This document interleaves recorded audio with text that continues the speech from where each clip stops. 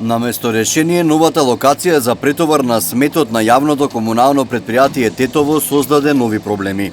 Нова место сметот пред да се однесе во скопската депонија Дрисла се истура на земја, загадувајќи ја водата, земјата и почвата. Директорот на предпријатието Джелел Цека вели дека не се во можност да воведат затворен систем за претовар на отпадот, поради големите количини на ѓубре кои се собираат на дневна основа. Затворениот систем еднаш беше воведен од депонијата Дрисла, но истиот сега не може да биде во функција поради големата количина на отпад. Тој систем беше на Дрисла, а не на јавното предпријатие. Мислевме дека ќе функционира, но поради големите количини на отпад, видовме дека таков систем не може да работи.